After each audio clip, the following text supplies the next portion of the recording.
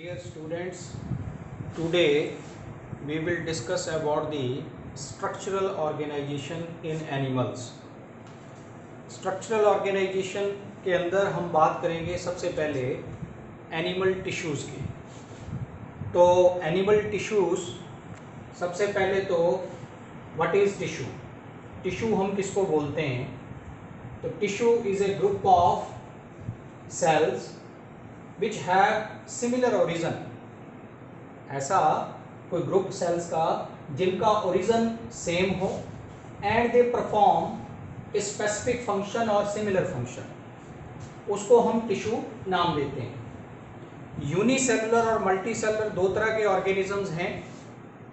Unicellular organisms में तो body of the organism जो है वो सिंगल सेल की बनी है, but in case of multicellular organism the body of the organisms are formed of cells, then tissues, organs and organ system.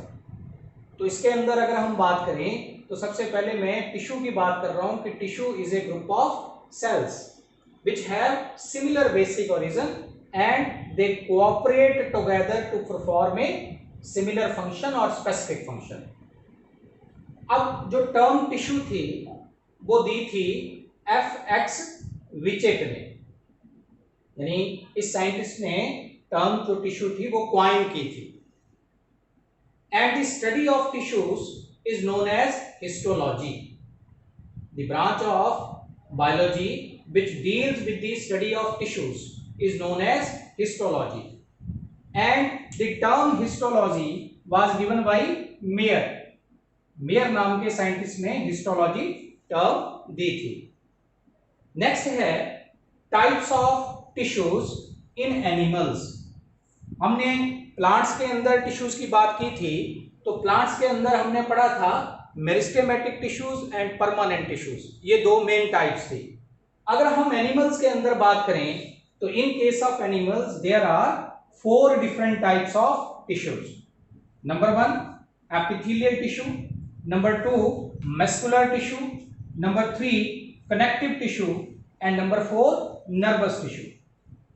अब एक एक करके अगर इनकी हम बात करें तो एपिथेलियल टिश्यू जो है it is also known as epithelium, इसको हम एपिथेलियम भी बोलते हैं, epithelium.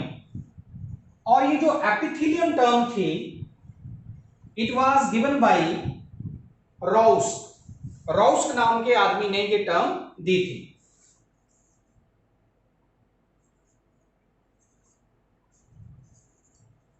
It was given by Ruysch, epithelium term.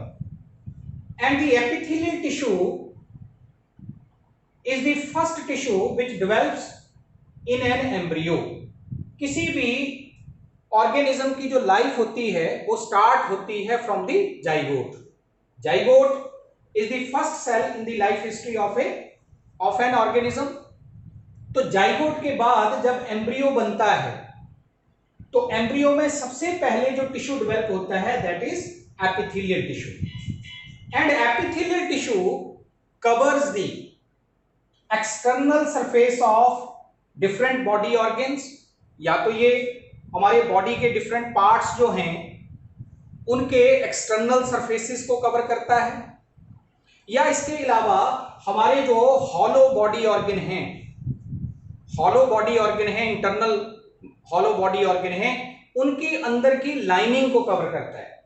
तो एपिथेलियल टिश्यू की अगर हम पोजीशनिंग की बात करें तो ये on the external surface of different body organ उनको, या फिर इसके अलावा हमारे जो विसरल ऑर्गन हैं, हॉलो विसरल ऑर्गन, उनकी अंदर की लाइनिंग को कवर करने का काम करता है एपिथेलियल टिश्यू। नेक्स्ट है कि it develops from, epithelial tissue जो है it develops from all the 3 germ layers, और उनके नाम आपको ऑलरेडी नोन है, एक्टोडर्म, मेसोडर्म एंड एंडोडर्म। ये 3 हमारे पास जो है प्राइमरी जर्म लेयर्स हैं। तो जब एम्ब्रियो में डेवलपमेंट होती है तो सबसे पहले एपिथेलियल टिश्यू जब बनता है तो एपिथेलियल टिश्यू एक्टोडर्म से भी डेवलप होता है, मेसोडर्म से भी डेवलप होता है और एंडोडर्म से भी डेवलप होता है, and it is the only tissue which develops from all the three primary germ layers. Next, अब इसके बाद हम इसकी बात करेंगे टाइप्स ऑफ एपिथेलियल टिश्यू। अब ये जो एपिथेलियल टिश्यू है या एपिथेलियम, इसकी दो मेन टाइप्स होती हैं, simple epithelium and compound epithelium. जो ये सिंपल एपिथेलियम है या सिंपल एपिथेलियल टिश्यू, इसमें all the cells are of same shape, cells सारे सेम शेप के होंगे, and the cells are arranged in single layer.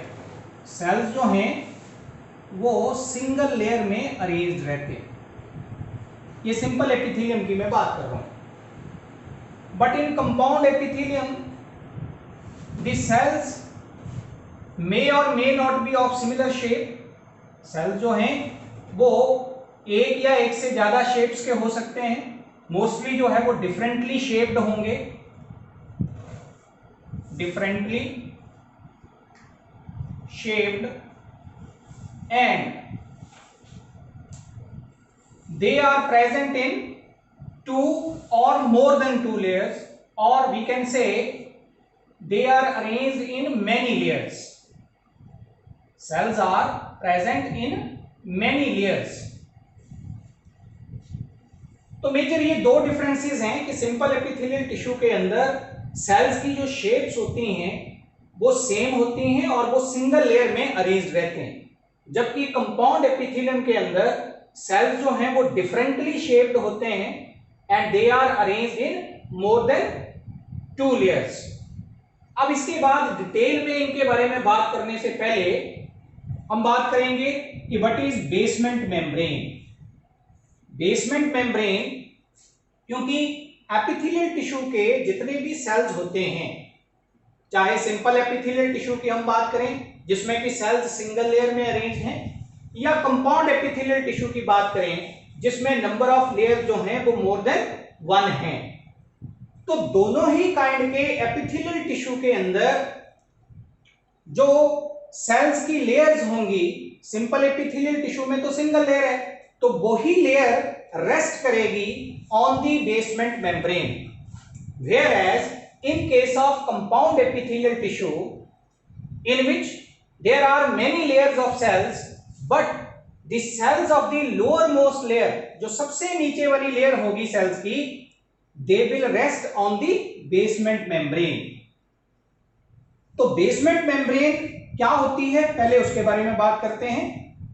तो बेसमेंट मेम्ब्रेन एक नॉन सेलुलर लेयर है, it is a non cellular layer. इसका मतलब क्या हुआ, it is not made up of cells, ये सेल्स की नहीं बनी हुई। तो non cellular layer on which the cells of the epithelial tissue rest upon, जिसके ऊपर एपिथेलियल टिश्यू के सेल्स रेस्ट करते हैं, ऐसी ये एक नॉन सेलुलर लेयर है। दूसरा, it separates the epithelial tissue or cells of the epithelial tissue from the underlying connective tissue, क्योंकि एपिथेलियल टिश्यू के नीचे क्या प्रेजेंट होगा, कनेक्टिव टिश्यू। तो कनेक्टिव टिश्यू के सेल्स से एपिथेलियल टिश्यू के सेल्स को सेपरेट करती है ये नॉन सेलुलर लेयर, जिसको हम बेसमेंट मेम्ब्रेन कह रहे हैं। And it further consists of two sub layers. Basement membrane की आगे फिर दो लेयर्स होती हैं। नंबर वन, पहले नंबर पे है बेसल लैमिना। बेसल लैमिना, ये मैं जो नंबर ऑफ लेयर्स की बात कर रहा हूं बेसमेंट मेम्ब्रेन की, तो बेसमेंट मेम्ब्रेन में जो अपर लेयर होगी ऐसे बेसमेंट मेम्ब्रेन की, that is called as basal lamina, और जो लोअर होगी उसको हम बोलेंगे फाइब्रस और रेटिकुलर लैमिना। फाइब्रस और रेटिकुलर लैमिना, यानी बेसमेंट मेम्ब्रेन इन दो सब लेयर्स की बनी है, जिसमें अपर मोस्ट जो होगी बेसमेंट मेम्ब्रेन की लेयर, जिसके ऊपर एपिथेलियल टिश्यू के सेल्स एक्चुअल में रेस्ट करते हैं, that is called as basal lamina. तो मैं क्या यहां पे बता रहा हूं कि nearer to cells of epithelial tissue. तो एपिथेलियल टिश्यू के जो सेल्स होते हैं उनके नजदीक जो है, यानी इसके ऊपर एपिथेलियल टिश्यू के सेल्स ऐसे रेस्ट करेंगे, लाई करेंगे, तो ये उनके नजदीक है। दूसरा, ये थिन होती है, इसलिए मैंने डॉटेड लाइन से इसको बनाया कि ये थिन होती है। It is thin and nearer to the cells of epithelial tissue, epithelial tissue के सेल्स के नजदीक होती है। दूसरी चीज, it is composed of mucopolysaccharides and glycoproteins. These are two special kinds of carbohydrates. ये कार्बोहाइड्रेट्स की स्पेशल काइंड्स हैं जिनके नाम है म्यूकोपॉलीसैकेराइड्स एंड ग्लाइकोप्रोटीन्स। तो ये उनका बना होता है बेसल लैमिना जो है। And the second layer which is the lowermost layer of basement membrane, that is called as fibrous or reticular lamina. ये thick है, it is thick and nearer to connective tissue. ये नीचे connective tissue के cells के नजदीक होती है। And it is made up of fibrils and glycoproteins.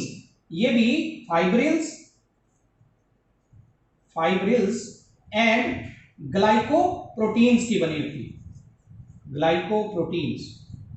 तो कहीं भी कोई इन दोनों सब लेयर्स में सेल्स नहीं आए तो ये ओवरऑल जो बेसमेंट मेम्ब्रेन होती है it is non cellular in nature. दूसरी चीज आती है कि एपिथेलियल टिश्यू जो है it does not possess any kind of blood supply. No blood supply जो है, यानी किसी तरह की कोई ब्लड सप्लाई जो है वो एपिथेलियल टिश्यू को नहीं होती। तो इसका मतलब इसके सेल्स को नरिशमेंट कहां से मिलती है? तो nourishment will be provided by underlying connective tissue. जो नीचे कनेक्टिव टिश्यू प्रेजेंट होता है उससे न्यूट्रिएंट्स जो है, उससे जो नरिशमेंट है वो एपिथेलियल टिश्यू के सेल्स को मिलती है। तो ये कुल मिला के हमने एपिथेलियल टिश्यू के बारे में बात की।